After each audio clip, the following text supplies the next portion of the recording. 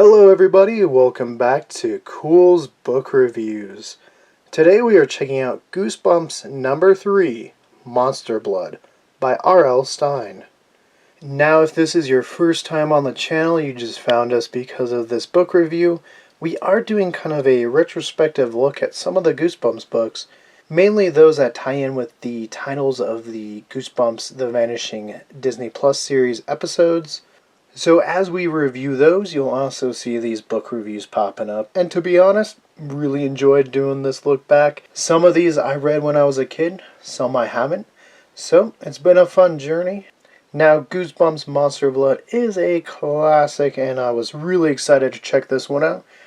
Especially because I know there is multiple sequels. So hey, maybe eventually after we finish the Vanishing ones, maybe I'll keep this up. Maybe I'll read a couple a month. But hey, let's go into the book itself and let's start with the cover. Up top you see the author name R.L. Stine with that classic Goosebumps font. You also see at the top of the picture is the tagline, "It's a Monster Blood Drive." Also probably one of the more recognizable covers by Tim Jacobus. His artwork fantastic. And this cover, super iconic. Any of their original 10, I think people really know the covers of. If you were a kid around this time, you remember at least seeing these. Maybe you read them. I feel like a ton of people read them. But you at least saw the artwork somewhere. So a lot of these have become pretty iconic. Right below the picture you see Monster Blood, the title of the book, and Scholastic. On the side we get Apple Fiction. We see it's book number 3 in Goosebumps. This one's Monster Blood by R.L. Stine, and again the Scholastic logo. Also this one on the back just says blood, blood everywhere. It tells you a little bit about the book. And as usual, it tells you what the next one is, and that is Say Cheese and Die. And right there is the ISBN if any of you need that. So far I would say this is the longest one we've checked out in our retrospective reviews, clocking in at 128 pages. Per usual, there is a look into the next story, in this case, Say Cheese and Die. Now as far as what you're going to get on the inside, it is just writing per the usual, no drawings or anything like that, so let's get to my thoughts. So Goosebumps Monster Blood is another classic one, as I've mentioned a plethora of times in this episode. But it does stack up pretty nicely to the other book we've reviewed so far in the original series, and that one was Stay Out of the Basement.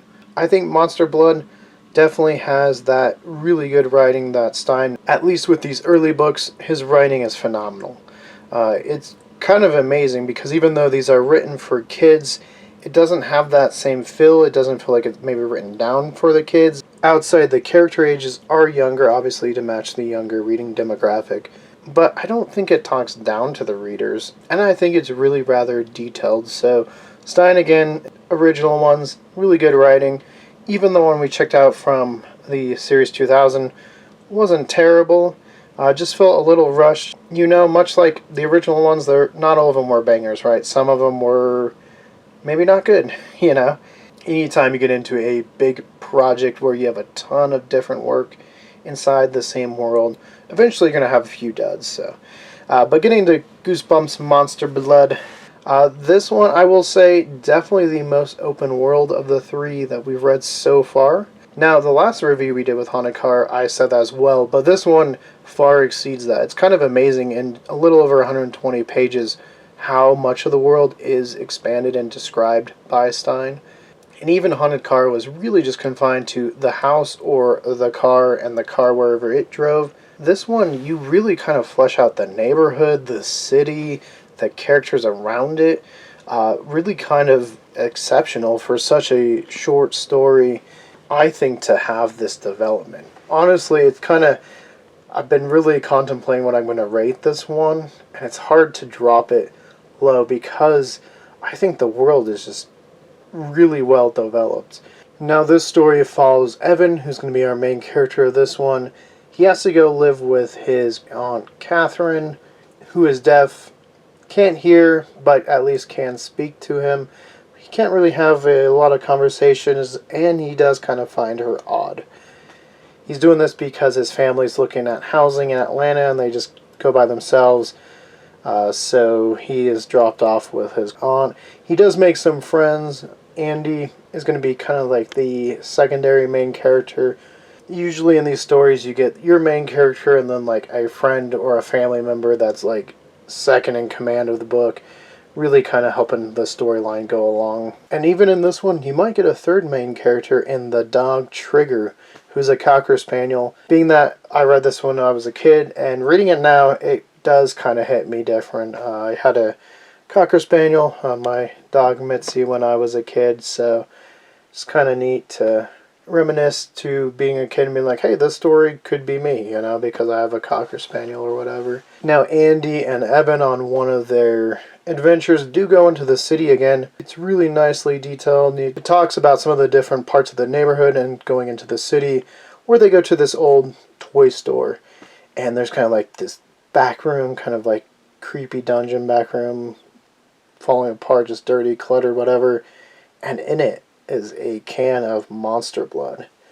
So Evan buys it. They go back to Evan's aunt's house where they're playing around, and it's really cold and stuff, and they're just bouncing or whatever. It doesn't really stick, and unfortunately Trigger eats the ball, and that really kind of ends it there. They're like, oh dang, the Monster Blood's going to be gone. Kind of just wasted the money there, whatever. Well, later Evan sees that the goo in the can isn't as empty as he would have thought. He thinks, hey, maybe we just didn't use as much. So he's kind of excited there. He gets more of his money's worth, right? Well, the next day he finds it's bubbling out. When Andy comes over, it's warm. They put it in a coffee can. Later, it grows, and this thing keeps growing. They try to separate it. Keeps growing. Eventually, it becomes sentient, and it's trying to attack them. They do try to go back to the toy store to try to return it. They're carrying it in like trash bags, which they're getting some really odd looks. But the toy store is just gone, shuttered, whatever. Who knows why? But they go back to the house. Like I said, there's some local kind of bullies. The goo that becomes sentient eats the bullies and is terrorizing through the house.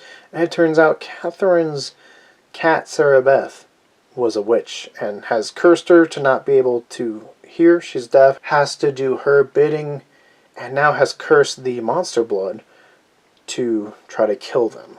Usually in these books, good triumphs over evil, but with most, there's a like plot twist. And this one, it was kind of between the cat Sarah Beth being like this witch, but also that towards the end, the Monster Blood is just gone. Not even a little bit of it survives. We do know later on there's Monster Blood 2, 3, 4, whatever. But you can see where R.L. Stine, I think, left a lot of these early ones open in case they did well. Monster Blood must have done better than Stay Out of the Basement, because this one got sequels, and it might have gotten the most sequels in the original series. So overall, I thought writing style pretty good still. R.L. Stine didn't let me down, especially in these original ones. I think his writing is really good. Doesn't feel like it's talking down to the kids, and even as an adult, it's one you can read. Obviously, being 128 pages, you can read through it really quick. You're not gonna take a whole day to read it or anything. Like, you can get through this maybe in a lunch break or whatever. But it's still, I think, a fun read. This one does feel the most fleshed out. I just don't know if the twist for me personally worked. And I don't know if I like it more than Stay Out of the Basement.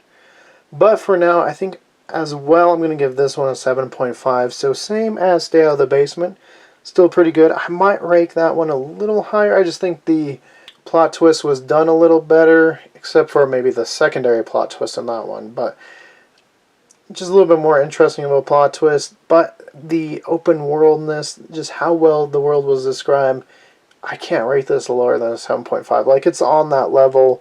Both these have been really good and definitely above Haunted Car by at least a point. So I think 7.5 is fair. And hey, if you guys want to see our discussion on the episode of Monster Blood, which is very loosely inspired by this book, but still fun nonetheless, we'll have a link at the end.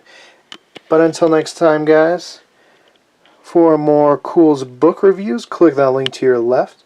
For more things Goosebumps, click that link to your bottom left. For more about us here at Culz Paranormal, click that link to your right. And don't forget to hit that like and give us a subscribe. And let us know, have you read Goosebumps Monster Blood? And which of the sequels was your favorite? Tell us in the comments below.